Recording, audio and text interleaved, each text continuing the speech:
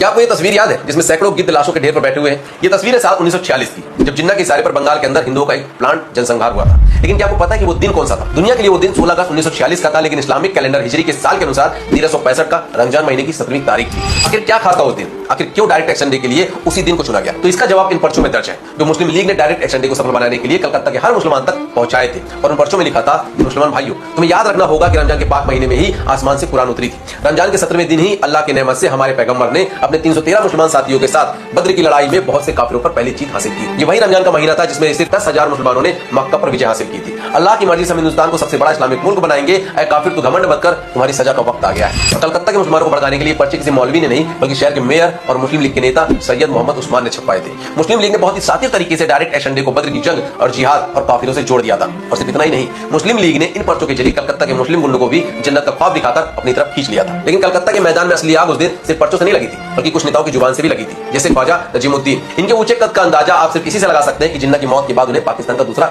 General बनाया गया था। नजीमुद्दीन ने उस रोज अपने भाषण में साफ साफ कहा कि मुसलमानों की लड़ाई अंग्रेजों से नहीं बल्कि हिंदुओं से है। और फिर उसके भाषण देने के बाद बारी आई बंगाल की कसाई सुहरावर्दी की, जिसने माइक संभालते ही कहा कि जाइए, आपके इख्तियार का वक्त हो गया है। मैं ब्रिटिश फौज और पुलिस पर लगाम लगाने की हैसियत रखता हूं। पाकिस्तान बनाने के लिए आपके पास सिर्फ 24 घंटे हैं, इस दौरान आप जो चाहे वो करो। और फिर इन दोनों के भाषण के बाद जो हुआ उसका अंदाजा आप इन सभी तस्वीरों को देखकर लगा सकते हैं।